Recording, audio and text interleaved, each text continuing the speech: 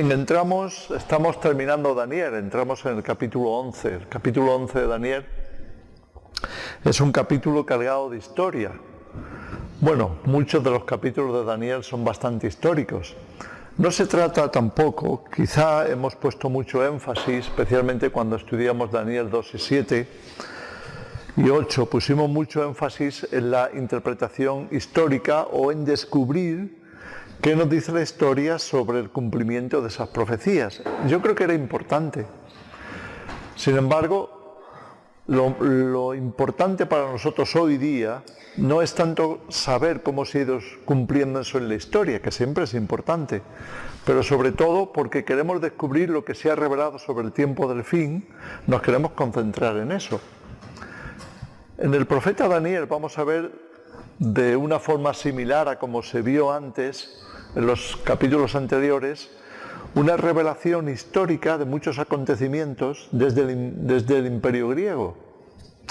Pero no nos vamos a adentrar en eso. Creo que con los que hemos estudiado hasta ahora ya hemos aclarado, ¿no?, que estas cosas fueron descritas para explicar una serie de sucesos y después saltar al tiempo del fin. Es lo que vimos en Daniel 2, cuando saltamos de las piernas a los dedos de los pies, en Daniel 8, cuando saltamos de la cuarta bestia espantosa y terrible a esos 10 cuernos, con el 11º cuerno que tenía boca y hablaba, decía grandes cosas, discursos, revelaciones, etc. Vimos en Daniel 8 también como del cuerno roto que representaba a Alejandro, de ese carnero que había atacado del macho cabrío que había atacado al carnero, pues salieron otros 4 y de uno de ellos salió otro cuerno pequeño que iba a crecer mucho. Y de ahí saltamos al tiempo del fin. ¿Cómo sabemos que se saltaba al tiempo del fin? Lo sabemos simplemente porque eso es lo que nos dice la profecía. Hasta 3-4 veces se repite: esto es para el tiempo del fin. Por tanto, en esas palabras encontramos la finalidad, el objetivo de esas profecías.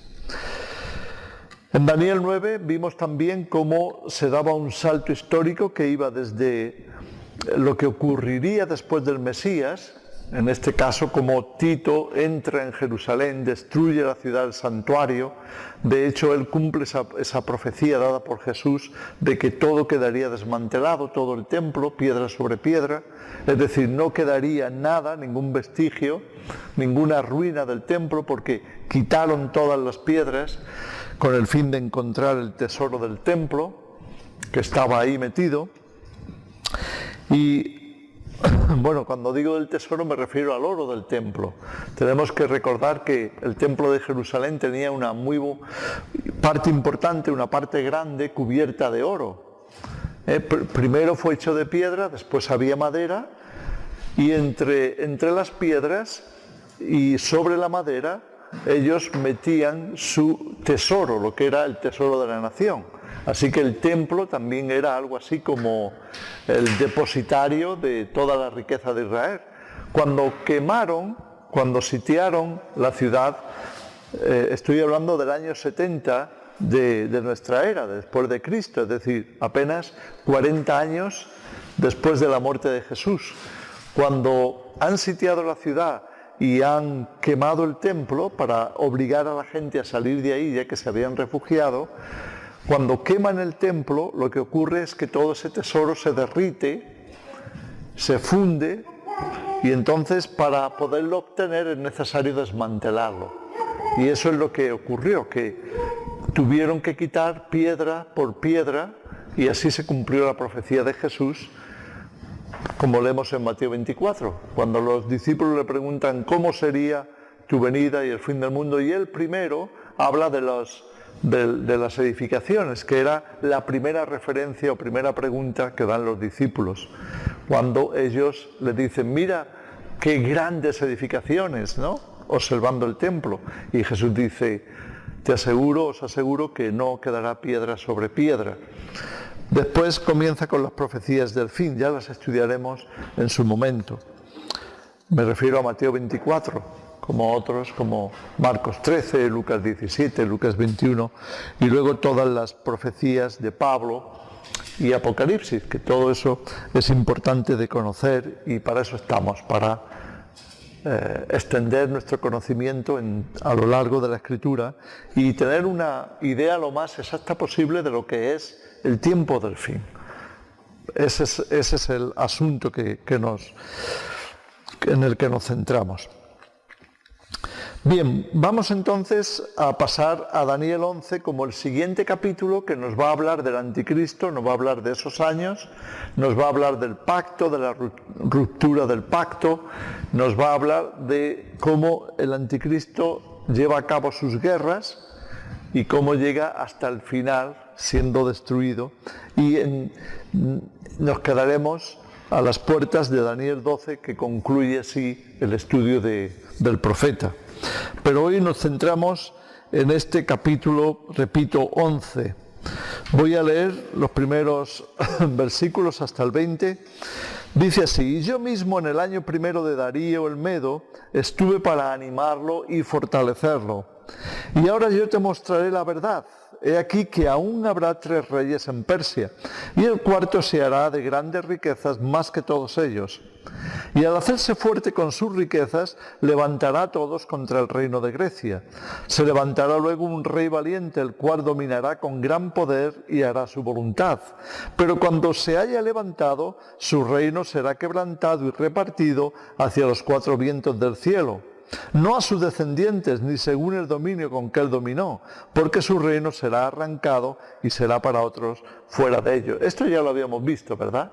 Pero como vemos, se vuelve a repetir la profecía, arrancando desde un suceso histórico, en este caso, como Grecia entra en la historia, toma el poder, como Alejandro Magno conquista, y luego va a hacer como siempre, ya estamos acostumbrados en Daniel, es dar un salto en el tiempo, utilizando un pasaje, un personaje bisagra, para llevarnos al tiempo del fin. Y será fuerte el rey del sur, mas uno de sus príncipes será más fuerte que él, y será poderoso, su dominio será grande. Al cabo de años hará alianza, y la hija del rey del sur vendrá al rey del norte para hacer la paz.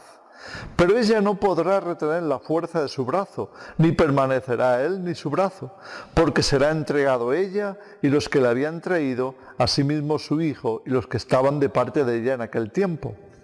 Pero un renuevo de sus raíces se levantará sobre su trono y vendrá con ejército contra el rey del norte y entrará en la fortaleza y hará en ellos a su arbitrio y predominará. Y aun a los dioses de ellos, sus imágenes fundidas y sus objetos preciosos de plata y de oro, llevará cautivos a Egipto y por años se mantendrá él contra el rey del norte. Como veis, estamos viendo una profecía de acontecimientos que ahora para nosotros son muy pasados. Quiero decir, esto iba a ocurrir varios siglos antes de la venida de Cristo. Por lo tanto, no es nuestro objeto pararnos a estudiar con detalle qué pasó en la historia, cómo estaba profetizado. No, eso ya lo hicimos en los capítulos anteriores. Ahora vamos a continuar hasta entrar en ese periodo donde aparece el anticristo, porque ya está hablando del tiempo del fin. Así entrará en el reino el rey del sur y volverá a su tierra. Mas los hijos de aquel se airarán y reunirán multitud de grandes ejércitos, y vendrá apresuradamente e inundará y pasará adelante, luego volverá y llevará la guerra hasta su fortaleza. Por lo cual se enfurecerá el rey del sur, y saldrá y peleará contra el rey del norte, y pondrá en campaña multitud grande, y toda aquella multitud será entregada en su mano. Y al llevarse en la multitud se elevará su corazón y derribará a muchos millares, mas no prevalecerá. Y el rey del norte volverá a poner en campaña una multitud mayor que la primera, y al cabo de algunos años vendrá apresuradamente con gran ejército y con muchas riquezas. En aquellos tiempos se levantarán muchos contra el rey del sur, y hombres turbulentos de tu pueblo se levantarán para cumplir la visión, pero ellos caerán. Vendrá pues el rey del norte y levantará baluartes y tomará la ciudad fuerte. Y las fuerzas del sur no podrán sostenerse, ni sus tropas escogidas, porque no habrá fuerzas para resistir. Y el que vendrá contra él hará su voluntad, y no habrá quien se le pueda enfrentar, y estará en la tierra gloriosa, la cual será consumida en su poder. Afirmará luego su rostro para venir con el poder de todo su reino, y hará con aquel convenios, y le dará una hija de mujeres para destruirle, pero no permanecerá ni tendrá éxito. Volverá después su rostro a las costas y tomará muchas, mas un príncipe hará cesar su afrenta y aún hará volver sobre él su oprobio. Luego volverá su rostro a las fortalezas de su tierra, mas tropezará y caerá y no será hallado. Y se levantará en su lugar uno que hará pasar un cobrador de tributos por la gloria del reino, pero en pocos días será quebrantado, aunque no en ira ni en batalla. Estamos leyendo todo esto simplemente por cubrir el capítulo, quiero decir. Perfectamente podríamos estar ahora haciendo un recorrido en la historia y pasar por todos esos detalles de cómo después del Imperio griego, después de Alejandro, vinieron esos 4 generales, 4 dinastías establecidas en esa misma tierra, que iban a tener sus batallas, sus guerras entre ellos también, y después cómo entra en escena el Imperio Romano. También lo hemos visto anteriormente en el libro de Daniel. Pero, como digo, no vamos a quedarnos ahora en esto de explicar los acontecimientos históricos que ya transcurrieron.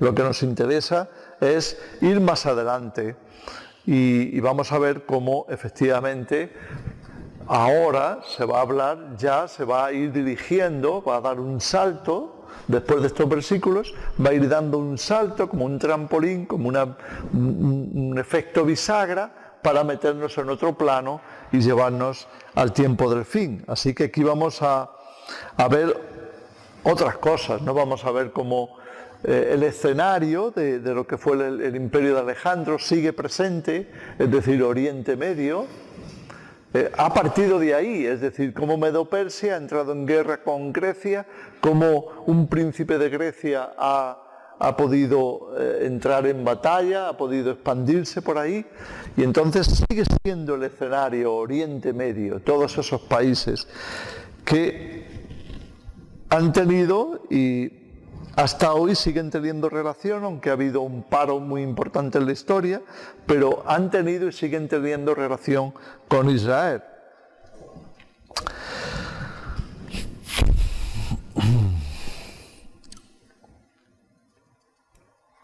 Bien, vamos a continuar, ¿no? Y le sucederá en su lugar un hombre despreciable, al cual no darán la honra del reino, pero vendrá sin aviso y tomará el reino con halagos.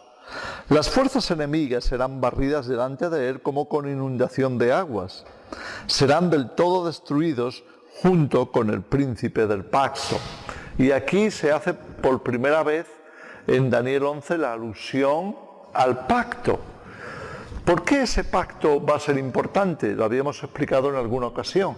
Porque va a ser un punto de encuentro en ese pacto para traer paz, para traer seguridad a la zona, pero sobre todo también para poder hacer lo que estaba profetizado, es decir, que el anticristo entrara en el templo y se sentara como Dios, haciéndose pasar por Dios, y eso solo es posible si hay un templo judío, un templo en Jerusalén, que llegue a ser, como lo fue en la antigüedad, un punto de encuentro de la fe. Esto es lo que no existe en la actualidad, ya que en distintas ocasiones, ya desde los asirios, Babilonia, después el Imperio Romano, a lo largo de esa sucesión de imperios, el templo sufrió con todas las guerras y de hecho fue reconstruido 2 veces. Ahora no existe, por tanto sería necesaria una tercera reconstrucción, un tercer templo. Bien, entonces ya nos vamos acercando esto es lo que estábamos diciendo, se va a dar ese efecto de salto, de trampolín, para llevarnos a ese momento del pacto que vamos a ver aquí, que es llamado santo por la implicación que va a tener en la cuestión religiosa, en la cuestión de la adoración. Dice el versículo 23, y después del pacto con él, engañará y subirá y saldrá vencedor con poca gente. Estando la provincia en paz y en abundancia, entrará y hará lo que no hicieron sus padres, ni los padres de sus padres. Botín, despojos y riquezas repartirá a sus soldados, y contra las fortalezas formará sus designios, y esto por un tiempo. Y despertará sus fuerzas y su ardor contra el rey del sur con gran ejército. Y el rey del sur se empeñará en la guerra con grande y muy fuerte ejército, mas no prevalecerá porque le harán traición. Algunas personas, algunos estudiosos, algunos escatólogos, han dicho que cuando aquí se habla del rey del norte y del rey del sur, en realidad es posible que se esté refiriendo a un norte más amplio, un sur más amplio. Ahora vemos muy claramente cómo el mundo está dividido en norte y sur, ¿verdad? Entonces se podría considerar una ampliación de ese norte y una ampliación de ese sur que están enfrentados y que finalmente se va aquí, a través de un pacto, a llegar a un acuerdo, aunque luego ese pacto se va a romper y las guerras van a continuar. Otros, sin embargo, y esto es importante que también lo tengamos en cuenta, creen que lo que se estaba describiendo aquí como rey del norte y rey del sur peleando se refiere a las mismas fuerzas en Oriente Medio de lo que fue el imperio de Alejandro, que están norte contra sur, aunque en realidad el imperio de Alejandro se dividió en 4 y también había una zona oeste y una zona este.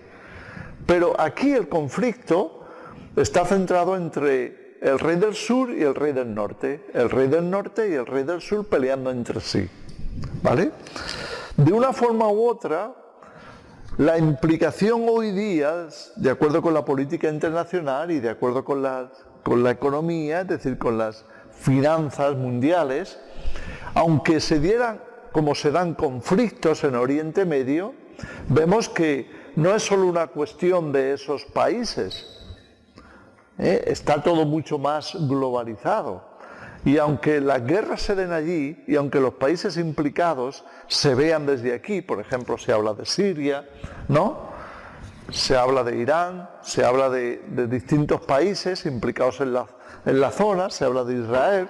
Bueno, pues todos estos movimientos, todos estos países que están ahí, ¿verdad?, involucrados, no están solos.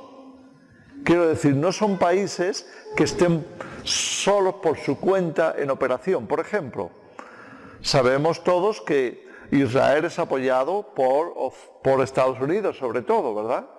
Sabemos que hay muchos intereses de Europa en la zona a través de todo el petróleo, ¿verdad? Entonces también hay una implicación de Europa en esos conflictos que acaban siendo militares, como está ocurriendo ahora con el Estado Islámico y todo lo que está alrededor de esos conflictos que tienen que ver con Irak, Siria, ¿verdad?, Israel, etc.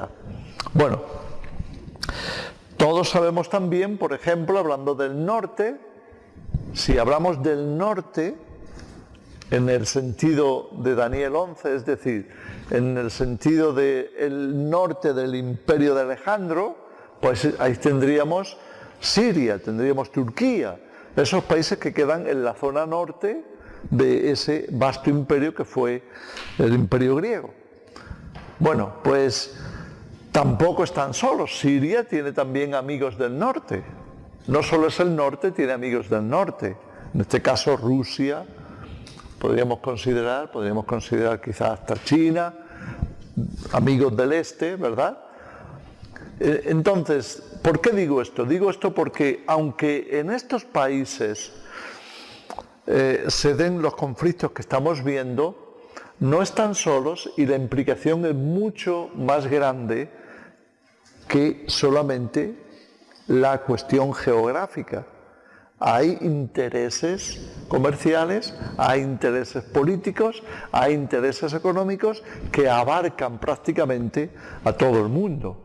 Esto es por lo que vemos que estamos en un mundo globalizado, porque todo ha llegado a un punto en que está intercalado, interconectado. Ya no se puede hablar simplemente de guerras locales, especialmente cuando concurren esos intereses, sino que eso mueve una rueda muy grande y llega a ser un conflicto mundial, aunque hoy se le llama de otra manera, hoy se le llama multinacional, ¿no? Las fuerzas multinacionales, pero es lo mismo. Multinacionales o mundiales es lo mismo. La cuestión es que en la guerra se implican muchos países de una forma u otra, ya sea económicamente, ya sea estratégicamente a través del ejército, a través de bases, a través de distintas formas de entrar en un conflicto, pero se entra y esto es lo que vemos, muy importante que veamos cómo ya está profetizado que los conflictos ahí, en esa zona de Oriente Medio, serán los que acabarán desembocando en lo que es el tiempo del fin, la aparición del anticristo y el cumplimiento de las profecías, tanto de los profetas del Antiguo Testamento como las del Nuevo Testamento.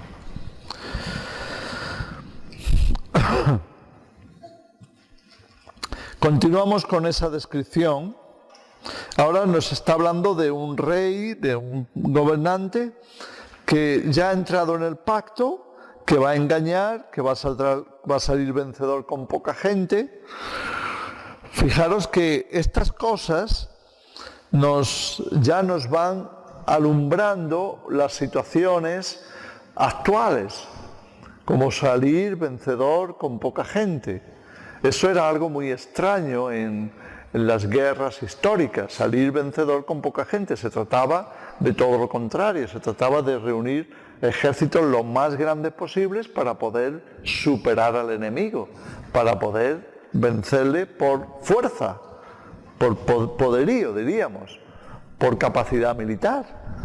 De eso se trata, pero sin embargo aquí aparece el término saldrá vencedor con poca gente, lo cual nos puede hablar de terrorismo. No hace falta mucha gente para matar a muchos, ¿verdad? Nos habla de otra forma de guerra. Por ejemplo, no hace falta mucha gente para lanzar una bomba atómica. Y esa bomba atómica puede ser decisiva en un conflicto, como ya hemos visto en la Segunda Guerra Mundial, ¿verdad?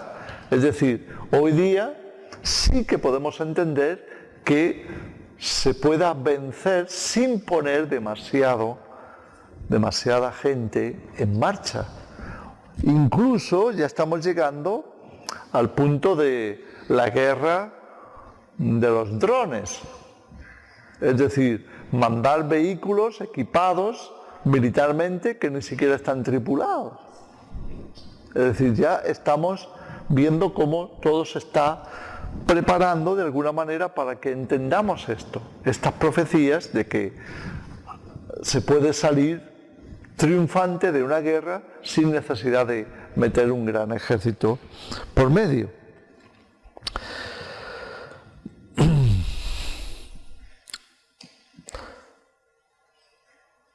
Después dice: despertará su fuerza y sordó contra el rey del sur con gran ejército, y el rey del sur se empeñará en la guerra con grande y muy fuerte ejército, mas no prevalecerá porque le harán traición.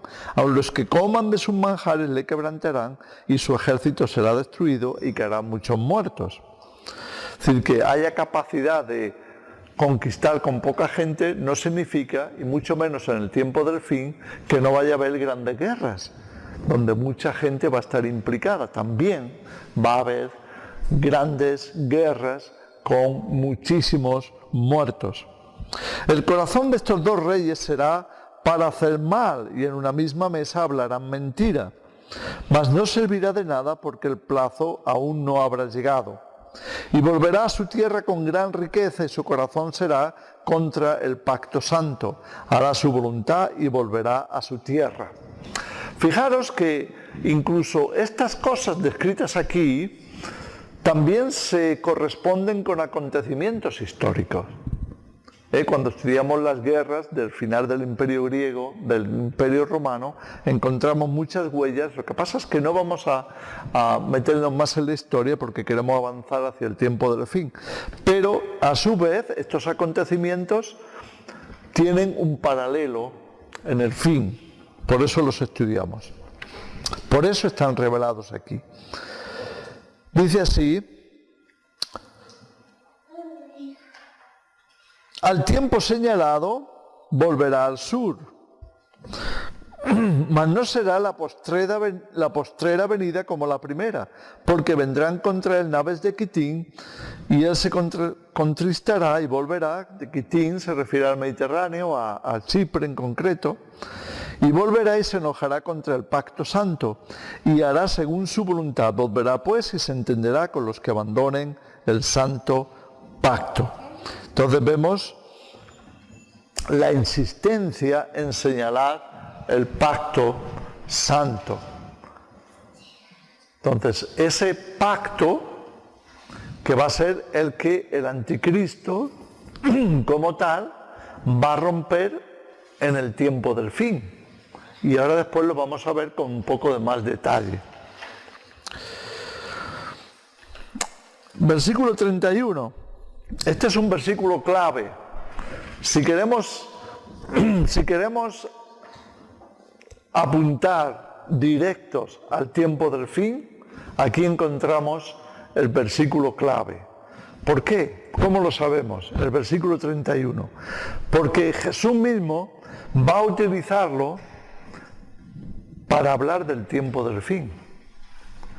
¿Os acordáis en Mateo 24, y después lo estudiaremos, como hemos dicho, cuando los discípulos le han preguntado a Jesús cómo sería el tiempo del fin?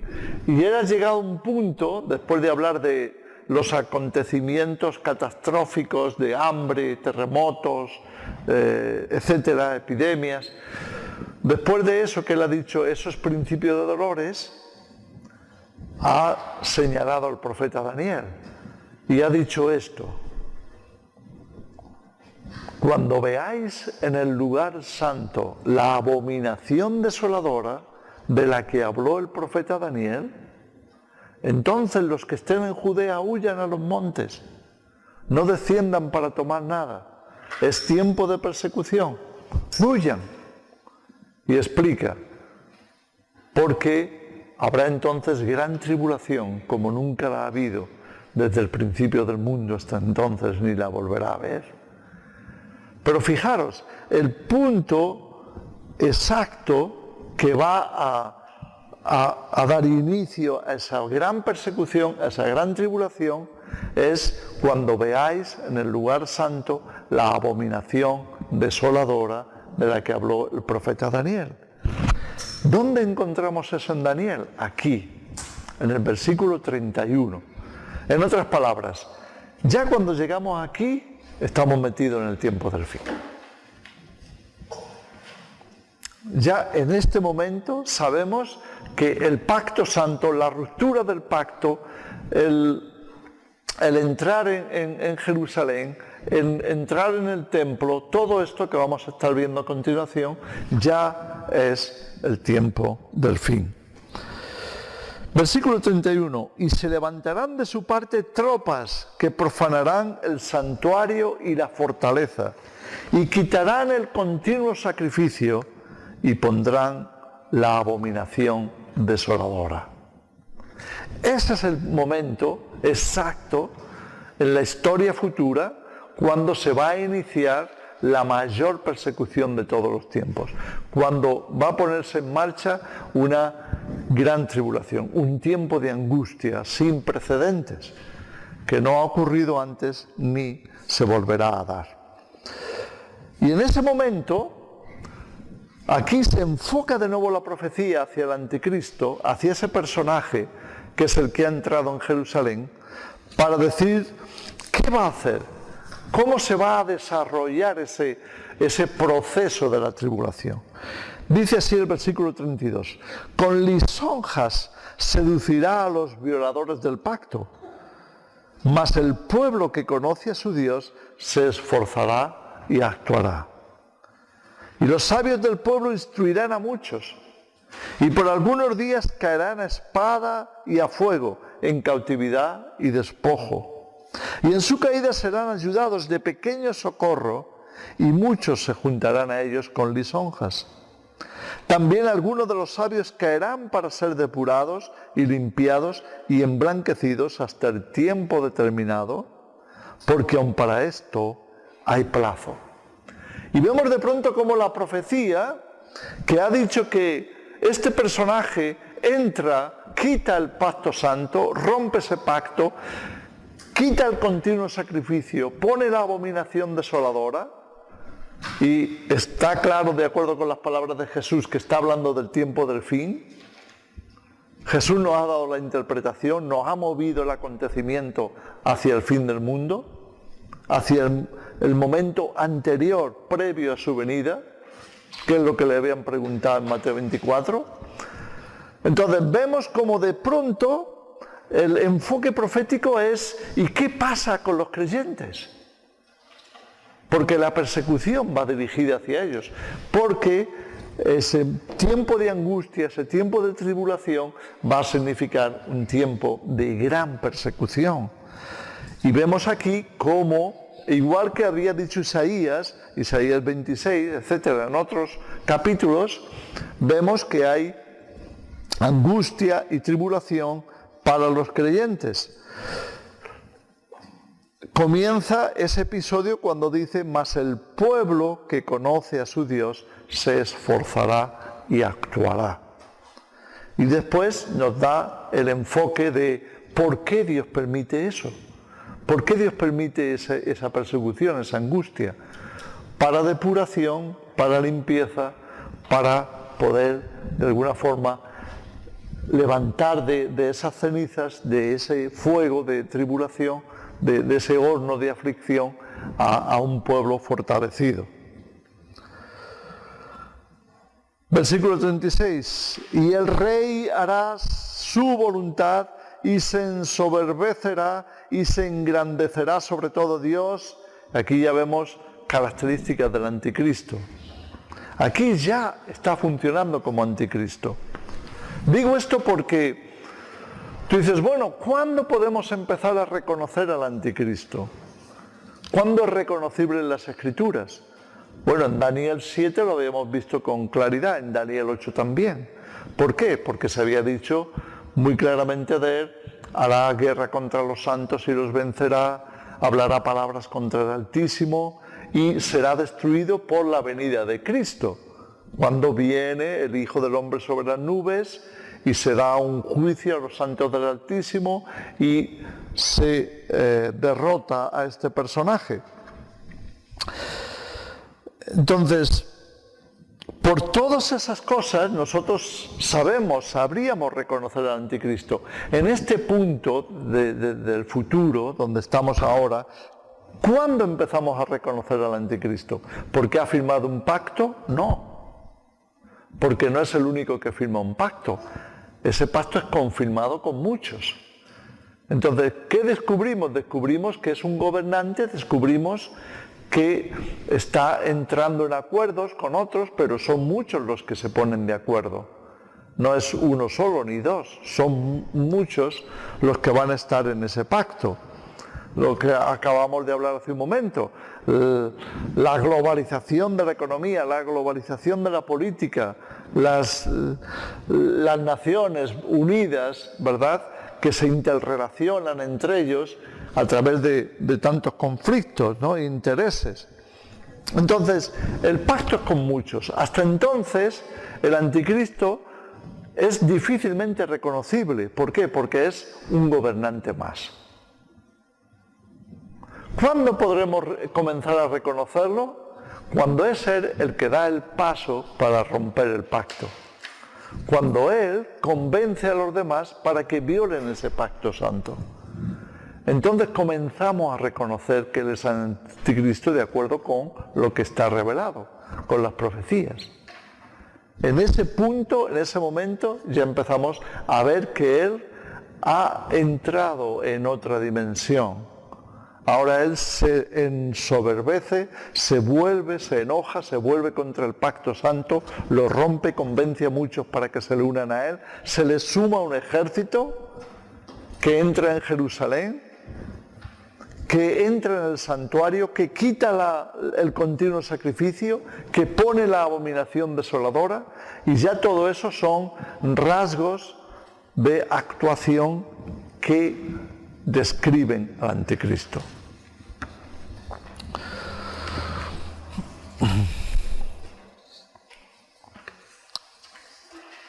El rey hará su voluntad, lo habíamos visto en Daniel 8, como él hará arbitrariamente, él se convertirá en la ley, él hará lo que desea su corazón, se ensoberbecerá, se engrandecerá sobre todo Dios, contra el Dios de los dioses hablará maravillas y prosperará hasta que sea consumada la ira, porque lo determinado se cumplirá.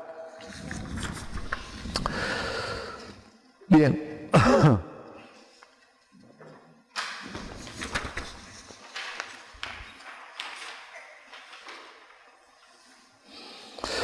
Básicamente esto es lo que nos ha llevado, nos ha lanzado, ¿verdad?, hacia el tiempo del fin. Luego el resto son solo detalles del capítulo, me refiero a Daniel 11, donde estamos, hasta el versículo 45, donde termina. Vamos a leerlo porque son detalles de los conflictos que él está llevando a cabo, no solamente para entrar en Jerusalén, quitar el pacto santo, poner la abominación desoladora, sino para poder doblegar en ese conflicto multinacional, internacional, poder doblegar a las naciones que se le resistan.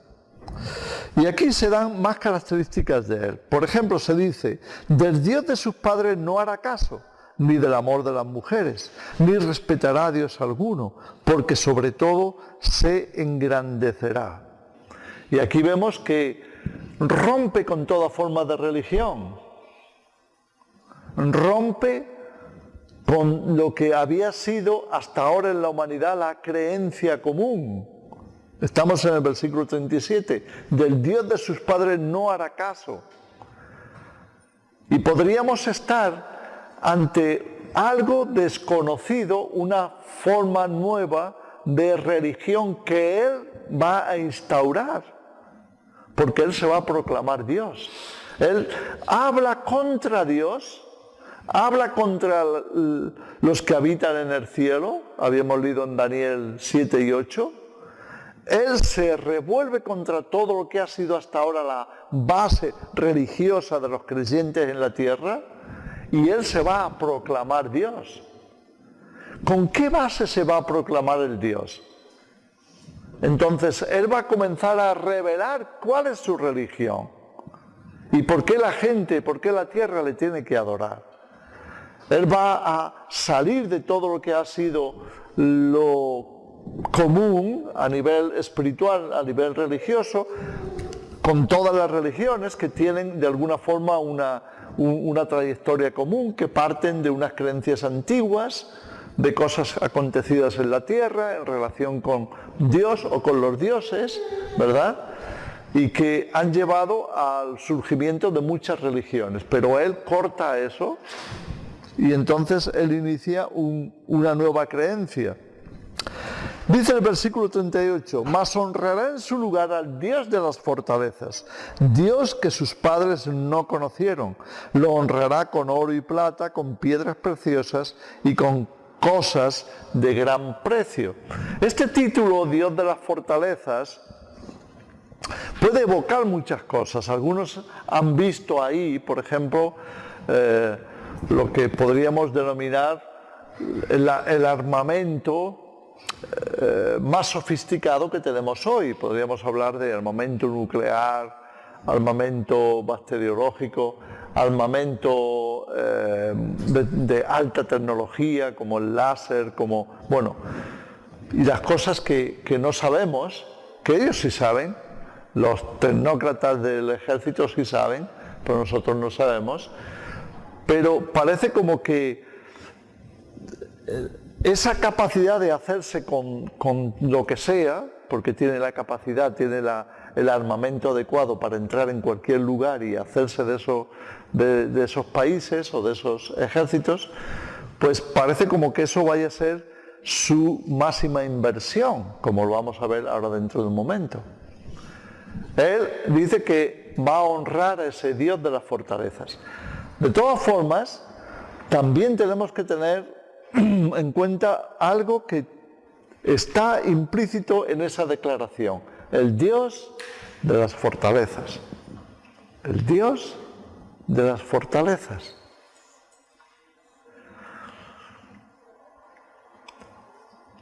Es una expresión que en teología se conecta con Satanás. El Dios de las fortalezas.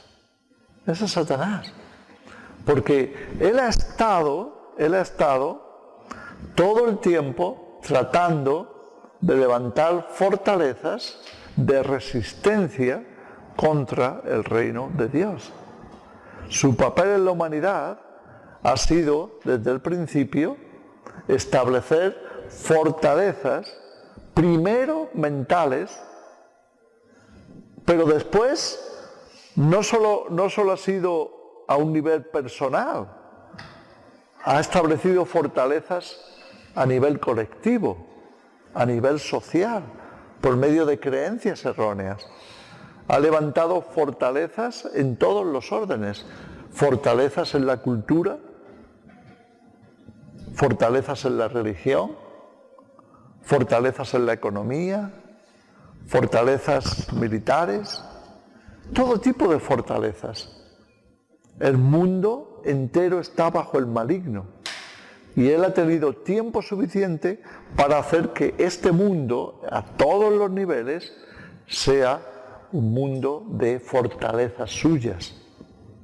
Así que el Dios de las fortalezas nos puede conectar con ese personaje que conocemos como Satanás, que ha estado peleando desde el principio en contradicción al reino de Dios, levantando fortalezas para resistirlo, para evitar que la gente le conozca a Cristo. Dice que honrará en su lugar al Dios de las fortalezas, Dios que sus padres no conocieron, lo honrará con oro y plata, con piedras preciosas y con cosas de gran precio. Va a invertir mucho en eso. Con un Dios ajeno se hará de las fortalezas más inexpugnables y colmará de honores a los que le reconozcan, y por precio repartirá la tierra. Pero al cabo del tiempo el rey del sur contenderá con él, y el rey del norte se levantará contra él como una tempestad, con carros y gente de a caballo y muchas naves, y entrará por las tierras, se inundará y pasará. Entrará a la tierra gloriosa, eso ya lo hemos visto. La tierra gloriosa es una relación, es una referencia a Israel. Se entrará en la tierra gloriosa y muchas provincias caerán, mas éstas escaparán de su mano. Edom y Moab, Edom y Moab es Jordania, donde está Jordania ahora, y la mayoría de los hijos de Amón, es decir, los países limítrofes de Israel. Extenderá su mano contra las tierras y no escapará el país de Egipto, y se apoderará de los tesoros de oro y plata y de todas las cosas preciosas de Egipto, y los de Libia y de Etiopía le seguirán. Pero noticias del oriente y del norte lo atemorizarán, y saldrá con gran ira para destruir y matar a muchos, y plantará las tiendas de su palacio entre los mares y el monte glorioso y santo. En realidad es ahí. Fijaros que a donde dice que va a estar plantado su cuartel, su tienda, su sede, dice que es entre La expresión que dice aquí, los mares y el monte glorioso y santo, es una referencia a Israel. En otras palabras, el anticristo va a plantar su sede en Israel. Mas llegará a su fin y no tendrá quien le ayude. Así acaba el capítulo 11 del profeta Daniel. Que llegará a su fin y no tendrá quien le ayude, pues nos lanza a la última de las grandes batallas de esta era, de esta época, que es la batalla de Armagedón. Efectivamente, la batalla de Armagedón, el anticristo será destruido, será completamente deshecho, su ejército, su poder y su persona, que será lanzado al lago de fuego junto con su falso profeta, como veremos luego en Apocalipsis. Bien, entonces podríamos resumir el papel de los creyentes en esa época, tal y lo que hemos leído aquí. Habrá una oposición al anticristo. Hemos leído, el pueblo que conoce a su Dios se esforzará y actuará. Podríamos considerar que eso se haga a través de predicación, de enseñanza, porque dice que los sabios del pueblo instruirán a muchos. Lo acabamos de leer, ¿verdad? Los sabios del pueblo instruirán a muchos. Que habrá también una huida que puede ser masiva a muchos lugares. Se refugiarán, hemos leído, y se juntarán muchos a ellos con halagos. Que habrá una reconversión, es decir, vendrá una purificación, un mejoramiento del carácter, de la actitud, de la relación espiritual. Y seguramente resistencia activa con poderes sobrenaturales, como vemos, por ejemplo, veremos en Apocalipsis 11, cómo hay una confrontación entre el bien y el mal. Hay una lucha de poderes en la misma Jerusalén, en el mismo Israel, donde los dos testigos, los dos profetas, van a estar peleando a todos los niveles contra el anticristo. Así que podemos afirmar que Jerusalén será, o las inmediaciones serán la sede del anticristo o su capital, tanto política como religiosa, porque él va a estar allí proclamándose Dios e instalando esa abominación desoladora. Hasta aquí Daniel 11.